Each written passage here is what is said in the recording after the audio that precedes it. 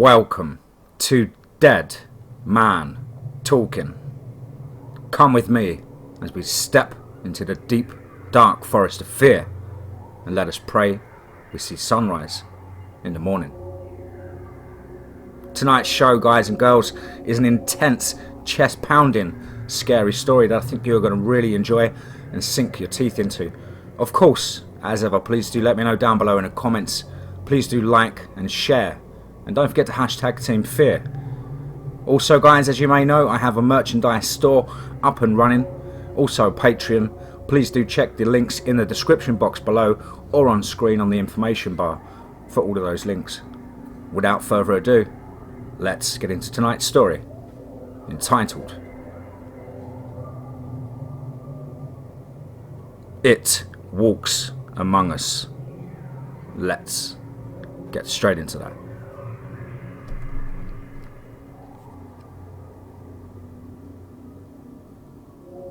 Emily, stay away from that disgusting thing, Sophie said as her friend tiptoed towards the mangy fox. Emily ignored her and continued to edge closer to it. The creature sat motionless at the far end of the desert campsite and stared at her as she approached. It probably has rabies. I bet that's why it's acting weird, Emily said. Poor baby, you look like you're starving, and then took some beef jerky and her folding knife out of her backpack. She sliced off a small chunk and held the meat under the animal's nose, but it responded with a small, high-pitched growl. Emily frowned and put her things away, and then reached out to pet it. Emily, don't touch it! I swear, there must be something wrong with it. When Emily's hand got close to the fox's head, its whole body shifted a few inches away in an instant, so fast that Emily jumped back in surprise and fell over. Sophie laughed and said, See, I told you to leave it alone. Did it nip you? Emily looked dumbfounded for a moment as she sat there on the ground. Then she stood up and said, Oh, whatever. When will your friends get here? Hey, Em, grab us some beer, would you? Sophie said. Emily reached into the cooler next to where she sat and took out beers for herself, Sophie, and the three women who were with them by the campfire.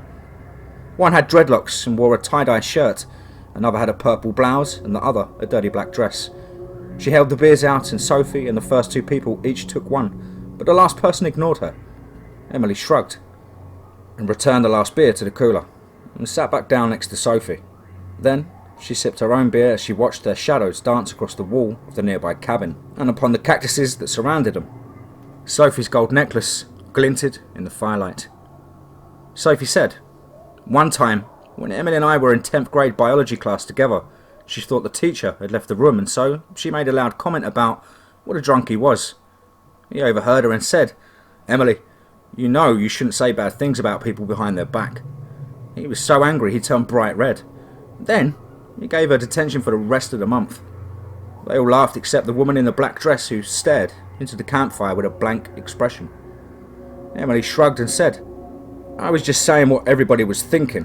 The guy smelled like booze all the time. Sophie looked at the woman with dreadlocks and said, Hey Sarah, did you and Chloe bring any weed? She and the woman in purple shook their heads, and Sarah said, No, we were hoping maybe you guys did. Sophie and Emily both shook their heads as well. Sarah nodded to indicate the woman in the black dress and said, What about your friend here? Sophie and Emily exchanged confused looks, and Emily said, Friend? We thought she was with you two. She showed up at the campsite right when you did. And Chloe said, No, we thought she was your friend. We don't know who she is. They all looked at the woman in the black dress as she continued to gaze into the fire, oblivious to their conversation. After several moments of awkward silence, Sophie said, Hey, who are you? The woman didn't respond. Sophie furrowed her brow and said, Hey, I asked you a question, but the woman ignored her again. Sophie then stood up and began to walk over to her, and Emily said, Sophie, don't. Sophie hovered over the woman with her arms out and said, Are you deaf or something? I asked you a question. Who are you, and what are you doing here? The woman remained unmoving as she let forth a deep animal-like growl. Sarah said, What the hell was that? Did you just snarl at me, you little psychopath? Chloe said, maybe you should. Sophie tried to shove the woman, but her body shifted away in a split second, and she then stood 3 feet from where she'd just been sitting. Sarah Chloe and Emily gasped in horror as Sophie fell to the ground and began to writhe and moan in agony. Emily said, "Stop, leave her alone," and stood up to charge at the woman, but Sarah and Chloe grabbed her before she could. Then they dragged her inside the cabin. Sophie screamed as Sarah slammed and locked the door behind them. Emily said, "We've got to go back out there and help her." Chloe said, "I don't think that would be a very good idea. But she's my best friend." "Emily, we have no idea who or what that thing is. You saw how fast she was, right? And how she's able to hurt Sophie without touching her." Sarah said, "Chloe's right. I think we should wait here until daylight and then make a break for it. The door's locked, all our stuff is in here, and the cars are parked on the other side of the campsite. We'll wait until that thing goes away and then we'll grab Sophie and get the hell out of here." Tears rolled down Emily's flushed cheeks and a vein throbbed on her forehead as her face bunched up in frustration. Then she sat on the mattress of one of the widest frames, put her face in her hands and cried. Emily awoke to a strange noise. She sat up on the lumpy mattress as she looked around with confusion and saw through the windows that it was still dark outside. Sarah and Chloe were draped against the sofa on the other side of the room, asleep. She heard the sound again and strained to listen. It was like a rapid scratching noise, as though someone was brushing a plastic comb over a chalkboard at the speed of the hummingbird's wings in flight. The noise continued for a few more seconds and then stopped. Someone pounded hard on the cabin door. The sound made Emily jump and startled Sarah and Chloe awake. Sophie's voice came from outside and said, "Hey, it's me. Open up." They looked at each other with surprise and Emily rushed over to the door, but Chloe blocked her. "What are you doing?" Emily said. "That's Sophie." "Hold on, something feels wrong." "Please let me in. I'm scared," Sarah said. "There's something weird about the way she sounds. She's probably hurt. We need to let her in now." Emily shoved Chloe out the way and opened the door, and then Sophie hurried inside and slammed it behind her. She pressed her body against the door as she wheezed and trembled, and Emily noticed that she was no longer wearing her gold cross necklace. Emily said, "Sophie, are you—" "I'm all right," Sophie said. "I managed to run away and hide in the desert. That woman, that thing, it went looking for me and I doubled back, but I don't know where it is now. We've got to get out of here." Emily couldn't help but notice the strange inflection in Sophie's voice. It wobbled between being too high and too low, as if she was doing an impression of herself. "What are you all waiting for?" Sophie said. "We need to get out of here." As she spoke, her voice's bizarre intonation became more pronounced and her wheezing intensified. Emily took a few cautious steps towards Sophie with her hands outstretched. Just as she was about to touch her shoulder, Sophie let out a deep, threatening growl that sounded like rocks grinding against each other. Her body shifted 3 feet to the side instantaneously, and Emily screeched in pain. Emily's hand shook as she put it to her face and felt the warm wetness. When she looked at it, she saw that it was covered in blood. Sarah and Chloe saw the claw marks ran from her forehead to her chin. Sophie's wheezing intensified into hyperventilation, and her body began to twitch and jerk as she doubled over on all fours. With a sick popping sound, her knee joints bent backwards like those of an animal, and her neck cracked as she wrenched her head up. A canine snout extended from her face, and terrible mandibles grew from her gaping maw.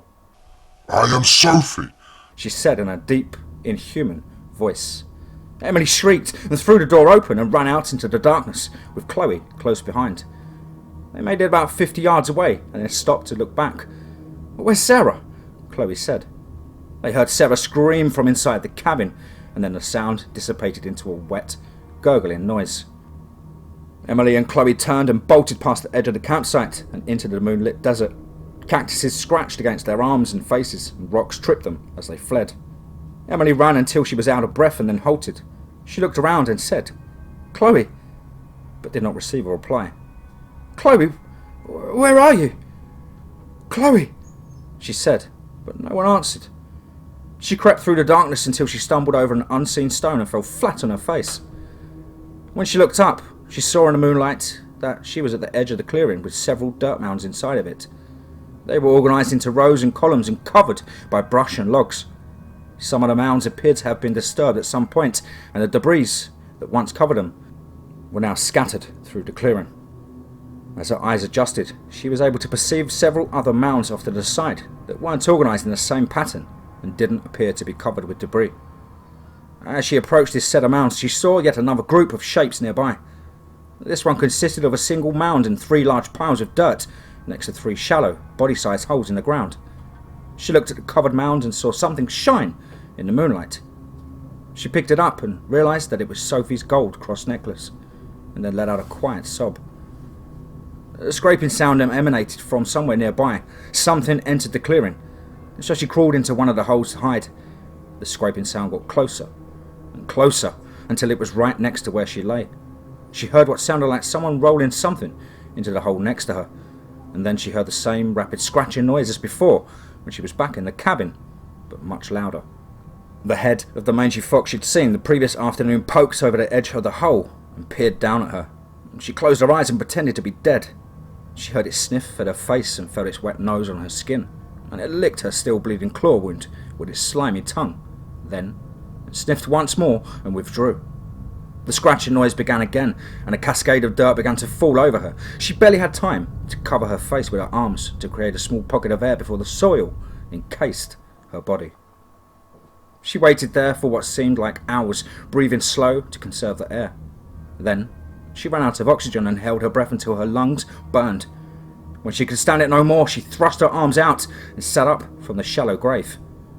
She took a deep breath and coughed as dust swirled around her and daylight burned her eyes. She saw that someone had filled the hole beside her with dirt as well, and that a few dreadlocks poked out from underneath it. The other hole remained empty.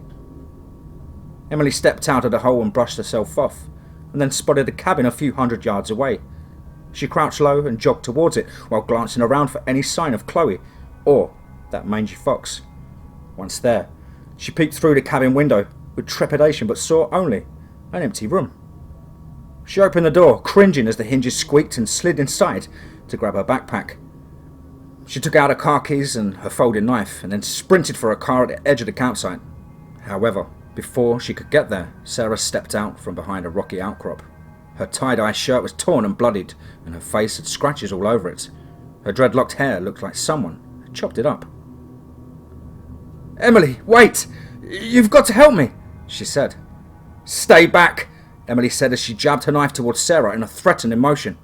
"The real Sarah's dead. I saw her hair sticking out the ground at that crazy burial site."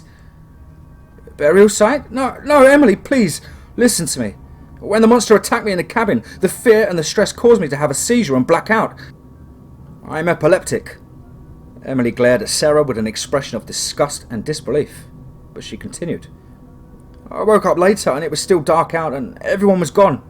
Someone had cut my hair, but I wasn't hurt otherwise. Then I sprinted into the desert to hide and got scratched up and cut by the cactuses as I ran." "Why wouldn't you just grab your car keys and drive away?" "I don't know. I was scared and I wasn't thinking straight." "I don't believe you." Sarah took a few steps towards Emily and said, "Please, help me." Emily slashed her knife in the air and said, "Stay back." Sarah's voice wavered as she said, "No, please, just listen to me," and took another step forward. Emily shouted and charged at Sarah, plunging her knife into her stomach. Sarah grunted and staggered backward. She touched the wound and then held her hand up and saw that it dripped with blood. She looked at Emily in shock before she crumpled to the ground. Emily ran the rest of the way to her car and then jumped inside, turned on the ignition and gunned the motor. A few miles down the road, Chloe sat up from the back seat. Her voice quivered with apprehension and she said, "Is it safe?" Emily jumped and said, "Whoa! You scared me! I didn't know you were hiding back there." And then she exhaled with relief and said, "I'm glad you're all right. Yes, we're safe. We got away." "Is it safe?" Chloe said again, but this time her tone was flat and emotionless. "Yeah, I just said we're safe. We're safe. The thing attacked me, but I stabbed it in the stomach with my knife, and I think it's dead. Either way, we're okay." She then looked in the rearview mirror and saw that Chloe was staring off into the distance with a blank look on her face. Chloe said once more, "Is it safe?" and her voice warbled between being too high and too low. Emily said, "Yes, I said it was safe. We're going to be fine." And then she heard a low, rumbling growl from the back seat behind her.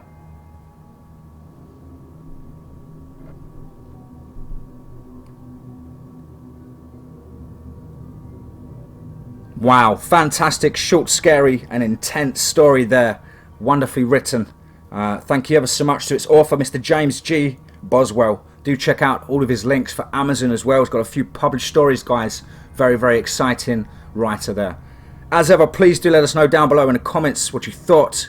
Please do like and share and smash that subscribe button if you're not subscribed, and don't forget to throat punch the notification bell to stay up to date with all Dead Man Talking Forest of Fear content. If you're looking to wrap up this winter, don't forget you can cop yourself a DMT Forest of Fear official hoodie from the merchandise Teespring store. Check the link in the description for that. As ever, guys, I hope you had a wonderful week and looking forward to a brand new one. And above all, remember, be safe, not sorry.